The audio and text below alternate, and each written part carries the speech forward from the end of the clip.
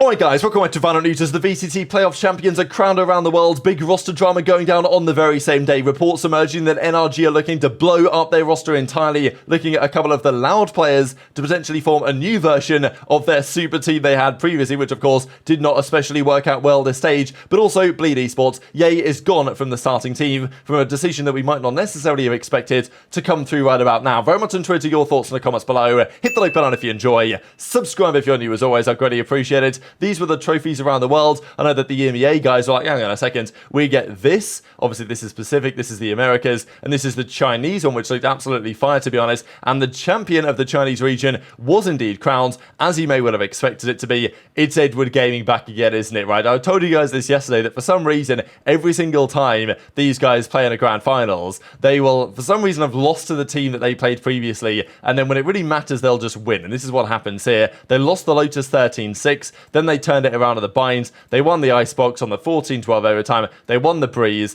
13-8. Job done. Kang and the boys get the win. So Edward are still the team to beat in the Chinese region. They still get the bye. But FPX have definitely been better. They're getting more competitive. And I think they have a very interesting first round series, actually, FPX. When we look at the play-in bracket here in a second for Masters Shanghai, which of course has now been confirmed. Heretics versus Fnatic. This is just crazy series. I don't know how Fnatic have got to this point, but it's just worth looking at, isn't it? Because obviously last year there was a time where they just couldn't lose. I mean, during this kind of period here where they would win every single series they played emphatically. Like if you look at it, just a random series like this, when there would be smoking teams 13-2, 13-10, like this was just standard procedure. That was KC, to be fair. They weren't great last year. This year, though, it's been a different story, right? They lost to KC at the kickoffs. They didn't go to Madrid. Then since then, of course, Heretics, VCT Esports, Na'Vi, they've all lost to. They lost to Heretics again the other day. So, and loads of these series, they've been super marginal, winning in close fashions. And Leo, he was actually unwell during the series, and he still put on a monster individual performance here with 85 frags over the 5 maps they played. And Heretics, they got up 2-0, 13-7 start. 15-13 start on the bind on the pick of Fnatic, and a great result, of course, here from Heretics to win these 2 maps. But it's such crazy Fnatic fashion that somehow they pull out a victory here. They go 13-8 on the Lotus, they 13-5 the split, and then they 13-8 the Breeze as well. So, you know, I think Heretics ran out of steam to some extent, but wow, Fnatic and Leo especially deserve so much credit for putting this performance together towards the end of the series. So, yeah, both of those teams look really, really strong. But Fnatic, somehow, after looking not down in the dumps precisely, but well off the pace, they've managed to put together a run that's taken them to be the #1 team in the region again, and they get the bye straight through to the playoffs at Shanghai. So those are 2 of the champions around the world. We then have PaperX in another Game 5 banger, and we talked yesterday, right, about the record for kills in the VCT being 101, tied between Aspas now, between Zekin, between Demon 1, and then between Valin. That record then got broken yesterday because Texture of Gen.G comes through with 105 frags, plus 24, and breaks the record over 5 maps. But they lose the series. PaperX get the victory. It was a 39. This was so back and forth, this series, by the way. Every map was flip-flopping.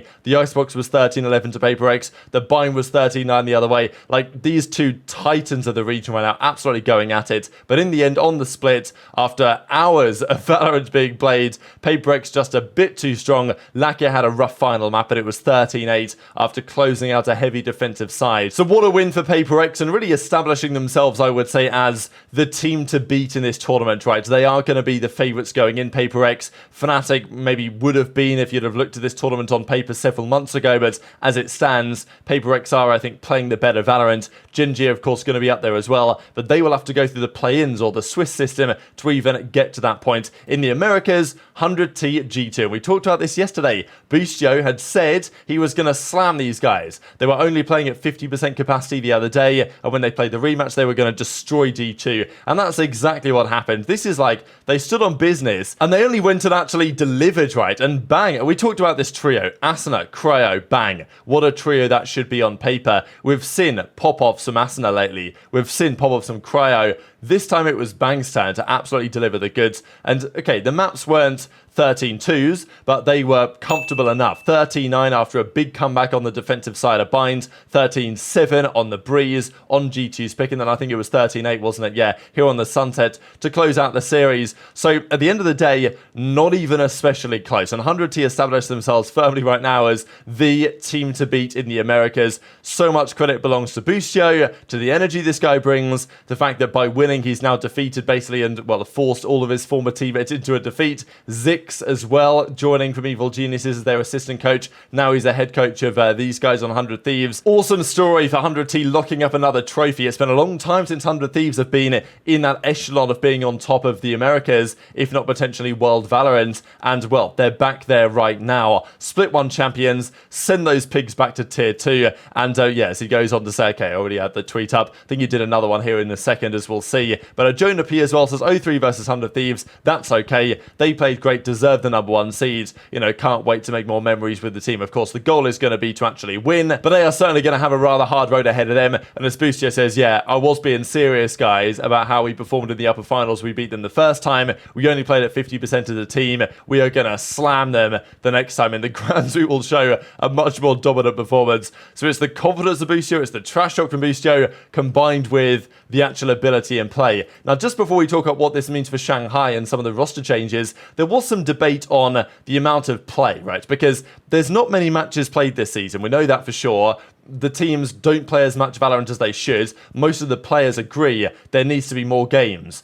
But the issue is, to me, is that they play not as much Valorant as they should, but when they do play, they arguably played too much, like maybe it's too compact. As Josh RT says here from G2, has there been other teams that have played 5 straight days of competition? Because that must be exhausting. And as EU says, going from not playing matches for months to everything being crammed into a week, I was asleep for like 20 hours on an off day yesterday from exhaustion, which is crazy to think about. Like, I don't think the players necessarily played too much in that period. I think honestly part of it is the fact that they just don't play much most of the time, and then these events happen and they play all the time over the few days. So I think there needs to be a better balance there somewhere, either spreading out the tournament a little bit more or just meaning there's more matches elsewhere in the regular season, so you don't get these weird occurrences where players are barely doing anything for months and then are playing every single day a best of 5 and, you know, exhausting them beyond belief. This is then how it looks going into the big one. So the winners that we saw, Edward Gaming, of course, from China, obviously Paper Rex. It's pretty funny, isn't it? Edward Gaming, Paper Rex, Fnatic, the teams you might expect. Then 100 Thieves, you know what's going on there from the Americas, but it's cool to see. Team Heretics play DRG round 1. FPX play Foot Esports round 1. So those are some interesting games. G2 played T1, which is kind of fascinating for the early part of the game, but the real standout, of course, is going to be Gen.G versus Lev. So second seed from the Pacific, third seed from the Americas, and yeah, these were randomly drawn apparently, and okay, they're going to say they're randomly drawn. I'm inclined to believe they probably were, but obviously given the history of discussion on this, people are going to say, well, are we really sure that these matches are fair and justified? But whatever, this one's going to be a banger. I think there's going to be some other interesting games as well, and of course those are your 4 respective number 1 teams that get the bye straight into the playoffs, where they will get to choose their opponent at the time. But how about some of this roster drama then, right? Because NRG, they have struggles this stage. They started well, then they fell off dramatically. Clearly it weren't working. Ethan made it clear in a tweet where he said, yeah, good players, bad team. So this team might just be chalked. Their mental might be gone. They might have no confidence they're going to be able to bring it back. And that is why, rumour has it, according to Lembo,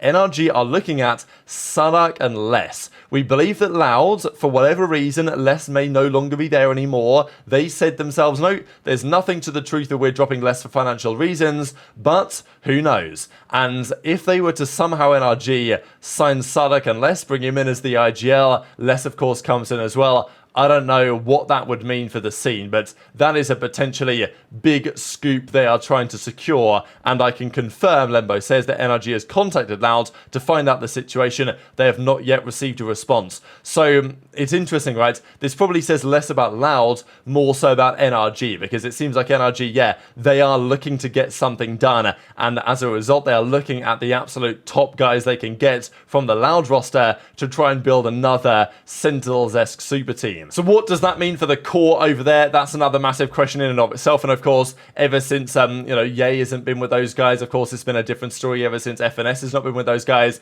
it's been a rather different story. But speaking of Ye, confirmed today by Bleed, what is going on with Ye? Now, Ye mentioned a few weeks ago now that he was playing a game, I think it was on Icebox, and like there was someone that he just didn't see. And he mentions that he was having these like weird eye issues where he just wasn't able to see straight, and there was some strange things happening there, and he was wondering whether it was like, anxiety related or something to this effect. So anyway, I don't know if this related to this, but as the Bleed Esports say, Ye has decided to take a temporary break for health reasons before coming back to competing. We support his decision. Now, is this the end for Ye? Is this a Ye decision? Is this a Bleed pushing Ye into this decision? We know that, of course, their head guy basically said, yeah, we're going to make some changes. This is not, we're not happy with these results. So, we can, I guess, speculate on whether there's more to this than meets the eye. Bleed say, no, he'll be back. But, yeah, I just don't know whether he necessarily will. And just looking at his post today, like, he's not said anything. We don't have anything from Ye in a long time now with regard to his team, with regard to his future.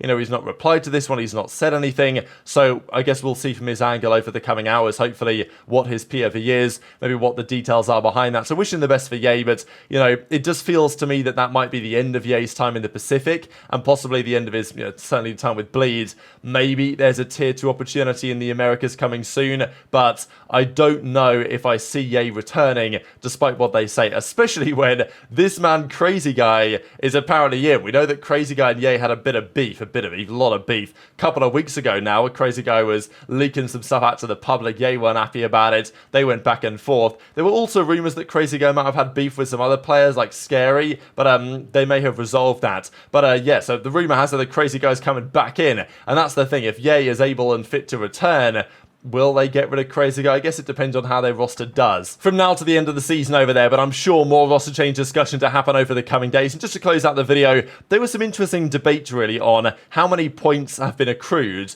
by the various teams around the world, because initially we thought that it might be 10, right, as Willminder puts up here, 100T to 10 points, because what it says in the article is that each match win during stage 1 and 2 earns a team 1 point. So the theory was that by winning the playoffs of stage 1, you would get 3 points for winning it, and then you would get 1 more because you won another match, which would make sense based on the rules, but that's actually not how it works, because as we can see here with Paper X, they are at 10, but if the final was actually worth 3 plus 1 equals 4, then they'd have had 11. So the championship points, they've only got 10, so therefore he had to correct it in the other regions to now look like this, but these are the standings here. So 100T are at 9 points, Sen are at 9 points, everyone else is further behind than that, and I still feel like the format is kind of strange here, that winning one of these playoffs is the same amount of points in 3 that you got for actually winning Masters Madrid, but and you got 0 if you came second at Masters Madrid. Strange format, but that's how it's looking in terms of World Championship qualification. So very much interested to your thoughts in the comments below. Hit the like button if you enjoyed, subscribe if you're new, take care, and I'll see you next time.